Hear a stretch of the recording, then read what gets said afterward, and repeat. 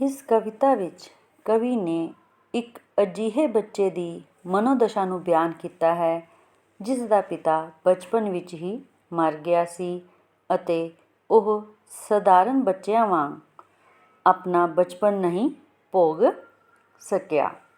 ਹੁਣ ਅਸੀਂ ਮੇਰਾ ਬਚਪਨ ਕਵਿਤਾ ਦੀ ਵਿਆਖਿਆ ਕਰਾਂਗੇ। ਮੇਰਾ ਬਚਪਨ ਅਜੇ ਨਾ ਆਇਆ, ਮੇਰਾ ਬਚਪਨ ਅਜੇ ਨਾ ਆਇਆ, ਮੇਰਾ ਬਚਪਨ ਕਦ ਆਵੇਗਾ। ਬਚਪਨ ਤੋਂ ਪਿਤਾਹੀਨ ਹੋਇਆ ਬੱਚਾ ਵਡੇਰੀ ਉਮਰ ਵਿੱਚ ਪਹੁੰਚ ਕੇ ਆਪਣੇ ਜੀਵਨ ਤੋਂ ਹੈਰਾਨ ਹੋਇਆ ਤੇ ਆਪਣੇ ਪਿਛਲੇ ਜੀਵਨ ਨੂੰ ਚੇਤੇ ਮਤਲਬ ਯਾਦ ਕਰਦਾ ਹੋਇਆ ਕਹਿੰਦਾ ਹੈ ਕਿ ਮੇਰਾ ਬਚਪਨ ਅਜੇ ਤੱਕ ਤਾਂ ਆਇਆ ਨਹੀਂ, ਇਸ ਕਰਕੇ ਮੇਰਾ ਬਚਪਨ ਕਦੋਂ ਆਵੇਗਾ, ਅਰਥਾਤ ਕਦੇ ਵੀ ਨਹੀਂ ਆਵੇਗਾ। ਜਦ ਉਮਰਾਂ ਦੀ ਝੋਲੀ ਦੇ ਵਿੱਚ 2 3 4 ਜਾਂ 5 ਵਰ੍ਹੇ ਸਨ, 2 3 4 ਜਾਂ 5 ਵਰ੍ਹੇ ਸਨ, ਮਾਂ ਦੇ ਬੁੱਲ੍ਹ ਬਿਰਾਨਾਂ ਉੱਤੇ ਕਦੀ ਨਾ ਉੱਗੀ ਹਰੀ ਕਰੂਮਲ, ਕਦੀ ਨਾ ਉੱਗੀ ਹਰੀ ਕਰੂਮਲ। ਜਦੋਂ ਮੈਂ ਅਜੇ 3 4 ਸਾਲ ਜਾਂ 5 ਸਾਲਾਂ ਦਾ ਹੀ ਸਾਂ ਤਾਂ ਮੇਰੀ ਮਾਂ ਦੇ ਵੀਰਾਨ ਬੁੱਲ੍ਹਾਂ ਉੱਤੇ ਕਦੇ ਖੁਸ਼ੀ ਦੀ ਹਰੀ ਕਰੂਮਲ ਨਹੀਂ ਸੀ ਉੱਗੀ। ਨੈਣ ਉਸਦੇ ਭਰੇ ਭਰੇ ਸਨ, ਨੈਣ ਉਸਦੇ ਭਰੇ ਭਰੇ ਸਨ, ਦਿਨ ਜਿਉਂ ਬੁੱਝੇ ਬੁੱਝੇ ਪਰਛਾਵੇਂ, ਦਿਨ ਜਿਉਂ ਬੁੱਝੇ ਬੁੱਝੇ ਪਰਛਾਵੇਂ। ਉਸਦੀਆਂ ਅੱਖਾਂ ਹਰ ਸਮੇਂ ਭਰੀਆਂ ਭਰੀਆਂ ਰਹਿੰਦੀਆਂ ਸਨ, ਜਿਵੇਂ ਦਿਨ ਨੂੰ ਬੁੱਝੇ ਹੋਏ ਪਰਛਾਵੇਂ ਹੁੰਦੇ ਹਨ। ਮਾਂ ਮੇਰੀ ਦੀ ਸਗਲ ਮੁਸ਼ੱਕਤ ਨੀਵੀਂ ਨਜ਼ਰ ਸਦਾ ਸ਼ਰਮਾਵੇ।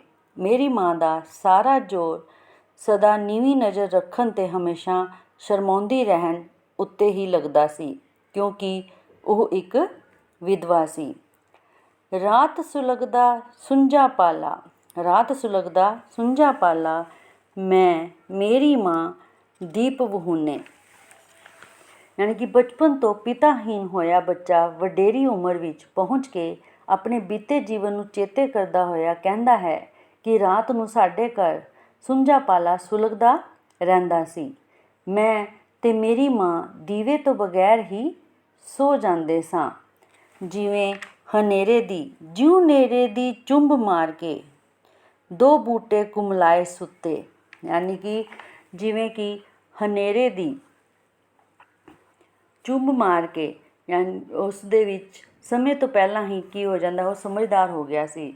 ਉਸ ਨੂੰ ਉਹ ਕਹਿੰਦਾ ਹੈ ਕਿ ਮੈਂ ਤੇ ਮੇਰੀ ਮਾਂ ਦੀਵੇ ਤੋਂ ਬਗੈਰ ਹੀ ਸੋ ਜਾਂਦੇ ਸਨ, ਜਿਵੇਂ ਹਨੇਰੇ ਦੀ ਚੁੰਬ ਮਾਰ ਕੇ 2 ਕੁਮਲਾਏ ਹੋਏ ਬੂਟੇ ਸੁੱਤੇ ਹੋਏ ਹੋਣ। ਸਾਡੇ ਵਿਹੜੇ ਮਰੀ ਕਹਾਣੀ, ਇੱਕ ਸੀ ਰਾਜਾ ਇੱਕ ਸੀ ਰਾਣੀ। ਸਾਡੇ ਵਿਹੜੇ ਵਿੱਚ ਰਾਜੇ ਰਾਣੀ ਦੀ ਕਹਾਣੀ ਮਰ ਚੁੱਕੀ ਸੀ, ਭਾਵ ਬਚਪਨ ਵਿੱਚ ਮੈਨੂੰ ਮੇਰੀ ਮਾਂ ਨੇ ਇੱਕ ਸੀ ਰਾਜਾ ਤੇ ਇੱਕ ਸੀ ਰਾਣੀ ਦੀ ਕਹਾਣੀ ਕਦੇ ਨਹੀਂ ਸੀ ਸੁਣਾਈ, ਕਿਉਂਕਿ ਉਹ ਸਾਰਾ ਦਿਨ ਮਿਹਨਤ ਕਰਕੇ ਥੱਕੀ ਹੁੰਦੀ ਸੀ। ਦੀਪ ਵਿਹੂਣੇ ਦਾ ਮਤਲਬ ਹੁੰਦਾ ਹੈ ਦੀਵੇ ਤੋਂ ਬਗੈਰ। ਕਦੀ ਕਦੀ ਮੇਰੀ ਮਾਂ ਆਖੇ ਵੇ ਮੇਰੇ ਦੁੱਖ ਦਰਦ ਦੇ ਹਾਨੀ, ਕਦੀ ਕਦੀ ਮੇਰੀ ਮਾਂ ਆਖੇ ਵੇ ਮੇਰੇ ਦੁੱਖ ਦਰਦ ਦੇ ਹਾਨੀ, ਮੇਰੀ ਹਿੱਕ ਨੂੰ ਲੱਗ ਕੇ ਸੋ ਜਾ, ਜਿਸ ਥਾਂ ਤੇਰਾ ਬਾਪ ਸਿਧਾਇਆ।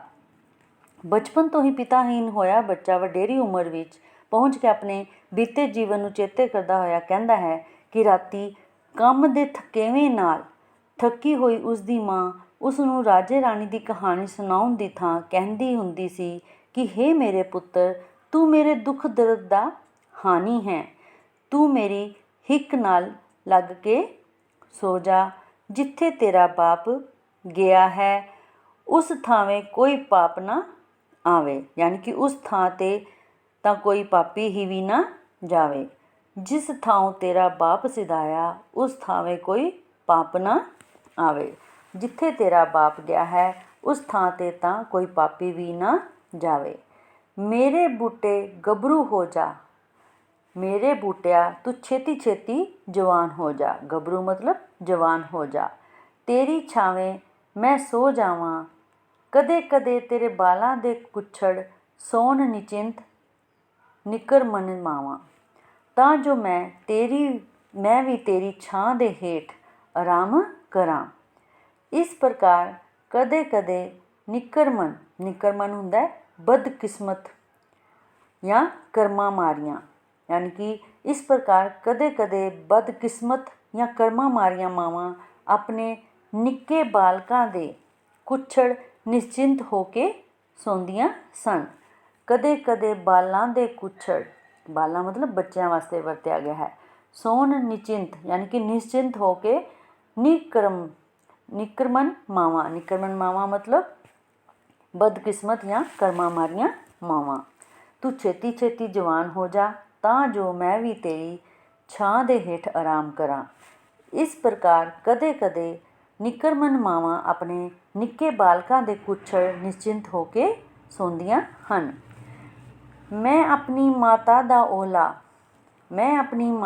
ਓਲਾ, ਉਸ ਦੀ ਛਾਂ ਉਸ ਦਾ ਪਰਛਾਵਾਂ। ਉਹ ਕਹਿੰਦਾ ਹੈ ਕਿ ਛੋਟੇ ਹੁੰਦਿਆਂ ਮੈਂ ਆਪਣੀ ਮਾਂ ਦਾ ਓਲਾ, ਉਸ ਦਾ ਪਰਛਾਵਾਂ ਤੇ ਉਸ ਦੀ ਛਾਂ ਸਾਂ। ਉਂਝ ਤਾਂ ਹਰ ਮਾਂ ਸੋਹਣੀ ਹੁੰਦੀ, ਪਰ ਮੇਰੀ ਮਾਂ ਦੇਖ ਦੇਖ ਕੇ, ਉਂਝ ਤਾਂ ਹਰ ਮਾਂ ਸੋਹਣੀ ਹੁੰਦੀ, ਪਰ ਮੇਰੀ ਮਾਂ ਦੇਖ ਦੇਖ ਕੇ, ਉਂਝ ਤਾਂ ਹਰ ਮਾਂ ਸੋਹਣੀ ਹੁੰਦੀ ਹੈ, ਪਰ ਮੇਰੀ ਸੋਹਣੀ ਮਾਂ ਨੂੰ ਦੇਖ ਦੇਖ ਕੇ ਹਰ ਮਰਦ ਦੀ ਅੱਖ ਬੁਰੀਆਂ ਭਾਵਨਾਵਾਂ ਦੀ ਅੱਗ ਨਾਲ ਮੱਗ ਉੱਠਦੀ ਸੀ। ਹਰ ਅੱਖ ਸੁਲਗੇ ਜਿਵੇਂ ਦੁਪਹਿਰੀ, ਮੈਂ ਉਸ ਦੇ ਸੰਗ ਤੁਰਿਆ ਜਾਵਾਂ। ਚੁੱਪ ਸੰਗਣੀ ਛਾਂਵ ਇਕਹਿਰੀ, ਨਜ਼ਰ ਨਜ਼ਰ ਮੇਰਾ ਮਕਤਬ ਸੀ। ਮੈਂ ਆਪਣੀ ਮਾਂ ਦੇ ਨਾਲ ਜ਼ਿੰਦਗੀ ਬਿਤਾਉਂਦਾ ਜਾ ਰਿਹਾ ਹਾਂ। ਅਸੀਂ ਦੋਵੇਂ ਹਰ ਵੇਲੇ ਚੁੱਪ ਚੁੱਪ ਰਹਿੰਦੇ ਸਾਂ। ਉਹ ਮੈਨੂੰ ਆਪਣੀ ਛਾਂ ਦੇ ਰਹੀ ਸੀ, ਪਰ ਸੰਗਣੀ ਚੁੱਪ ਵਿੱਚ ਅਸੀਂ ਦੋ ਜਣੇ ਇੱਕ ਹੀ ਪ੍ਰਤੀਤ ਹੁੰਦੇ ਸਾਂ। ਬੋਲ ਬੋਲ ਸੀ ਸੰਥਾ ਮੇਰੀ, ਬਚਪਨ ਆਉਂਦਾ ਤਾਂ ਕਿਸ ਰਾਹੋਂ, ਹਰ ਰਾਹ ਸੂਝ ਸਮਝ ਨੇ ਘੇਰੀ। ਲੋਕਾਂ ਦੀਆਂ ਮੈਲੀਆਂ ਨਜ਼ਰਾਂ ਮੇਰੀ ਪਾਠਸ਼ਾਲਾ ਸਨ ਅਤੇ ਉਹਨਾਂ ਦਾ ਇੱਕ ਇੱਕ ਬੋਲ ਮੇਰਾ ਪਾਠ ਸੀ। ਅਜਿਹੀ ਹਾਲਤ ਵਿੱਚ ਬਚਪਨ ਜੇ ਆਉਂਦਾ ਤਾਂ ਕਿਸ ਰਾਹ ਤੋਂ ਆਉਂਦਾ, ਰਾਹ ਮਤਲਬ ਕਿਸ ਰਸਤਿਓਂ ਆਉਂਦਾ। ਹਰ ਪਾਸੇ ਤੋਂ ਸੂਝ ਸਮਝ ਨੇ ਮੈਨੂੰ ਘੇਰ ਰੱਖਿਆ ਸੀ, ਅਰਥਾਤ ਲੋਕਾਂ ਦੀਆਂ ਮੈਲੀਆਂ ਨਜ਼ਰਾਂ ਨੇ ਮੈਨੂੰ ਸਮੇਂ ਤੋਂ ਪਹਿਲਾਂ ਹੀ ਬਹੁਤ ਸਮਝਦਾਰ ਬਣਾ ਦਿੱਤਾ ਸੀ। ਇੱਕ ਦਿਨ ਮਾਂ ਨੇ ਬਾਤ ਸੁਣਾਈ, ਕਿਵੇਂ ਉਸਨੇ ਆਪਣੀ ਹੱਥੀਂ ਪਿਤਾ ਮੇਰੇ ਦੀ ਚਿਤਾ ਜਲਾਈ। ਮੇਰੀ ਮਾਂ ਨੇ ਮੈਨੂੰ ਇਹ ਸਾਰੀ ਘਟਨਾ ਸੁਣਾਈ ਕਿ ਕਿਸ ਪ੍ਰਕਾਰ ਉਸਨੇ ਆਪਣੇ ਹੱਥਾਂ ਨਾਲ ਮੇਰੇ ਪਿਤਾ ਜੀ ਦੀ ਚਿਤਾ ਨੂੰ ਜਲਾਇਆ ਸੀ। ਫਿਰ ਕੁਰਲਾਈ, ਨਹੀਂ ਨਹੀਂ, ਮੈਂ ਆਪਣੀ ਹੱਥੀਂ ਤੇਰਾ ਬਚਪਨ ਆਪ ਜਲਾਇਆ। ਇਹ ਕਹਿੰਦਿਆਂ ਹੀ ਉਹ ਕੁਰਲਾ ਉੱਠੀ। ਕੁਰਲਾਣਾ ਮਤਲਬ ਜ਼ੋਰ ਜ਼ੋਰ ਦੀ ਰੋਈ, ਬੜਾ ਰੋਈ। ਉਹ ਕੁਰਲਾ ਉੱਠੀ ਸੀ ਕਿ ਉਸਨੇ ਕੇਵਲ ਉਸਦੇ ਪਿਤਾ ਦੀ ਚਿਤਾ ਨੂੰ ਹੀ ਨਹੀਂ ਸੀ ਜਲਾਇਆ, ਸਗੋਂ ਉਸਨੇ ਆਪਣੇ ਬੱਚੇ ਦਾ ਬਚਪਨ ਵੀ ਉਸਦੇ ਨਾਲ ਹੀ ਜਲਾ ਦਿੱਤਾ ਸੀ। ਮੇਰਾ ਬਚਪਨ ਉਦੋਂ ਨਾ ਆਇਆ, ਮੇਰਾ ਬਚਪਨ ਕਦ ਆਵੇਗਾ। ਕਵੀ ਆਖਦਾ ਹੈ ਕਿ ਮੇਰੇ ਪਿਤਾ ਦੀ ਚਿਤਾ ਨਾਲ ਮੇਰਾ ਬਚਪਨ ਜਲਾਇਆ ਗਿਆ ਹੋਣ ਕਰਕੇ ਮੇਰਾ ਬਚਪਨ ਉਦੋਂ ਨਹੀਂ ਸੀ ਆਇਆ ਜਦੋਂ ਮੈਂ ਛੋਟੀ ਉਮਰ ਦਾ ਸਾਂ। ਤਾਂ ਮੈਂ ਸਵਾਲ ਮਤਲਬ ਪ੍ਰਸ਼ਨ ਕਰਦਾ ਹਾਂ ਕਿ ਮੇਰਾ ਬਚਪਨ ਉਮਰ ਦੇ ਕਿਸ ਹਿੱਸੇ ਵਿੱਚ ਆਵੇਗਾ, ਭਾਵ ਮੇਰਾ ਬਚਪਨ ਕਦੇ ਨਹੀਂ ਆਵੇਗਾ।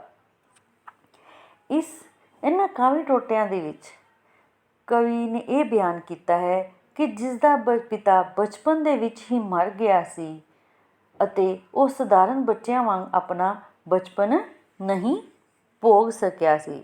ਉਸ ਦੀ ਮਾਂ ਕੀ ਕਰਕੇ ਮਿਹਨਤ ਮਜ਼ਦੂਰੀ ਕਰਕੇ ਉਸਨੂੰ ਪਾਲਦੀ ਸੀ। ਉਹ ਆਪਣੇ ਬੱਚੇ ਦੀ ਸੰਭਾਲ ਕਰਦੀ ਸੀ। ਲੋਕ ਉਸਨੂੰ ਮੈਲੀ ਨਜ਼ਰਾਂ ਨਾਲ ਦੇਖਦੇ ਸਨ। ਯਾਨੀ ਕਿ ਪਿਤਾਹੀਨ ਹੋਣ ਕਾਰਨ ਬਚਪਨ ਦੀ ਮਾਸੂਮੀਅਤ ਤੋਂ ਵਾਂਝਿਆ ਰਹਿ ਜਾਣ ਵਾਲਾ ਜਾਂ ਝੋਰਾ ਹੀ ਇਸ ਕਵਿਤਾ ਦਾ ਮੂਲ ਪ੍ਰੇਰਨਾ ਸਰੋਤ ਹੈ। ਬੱਚਿਓ, ਅਗਲੀ ਵੀਡੀਓ ਦੇ ਵਿੱਚ ਆਪਾਂ ਮੇਰਾ ਬਚਪਨ ਕਵਿਤਾ ਦੇ ਪ੍ਰਸ਼ਨ ਉੱਤਰ ਕਰਾਂਗੇ।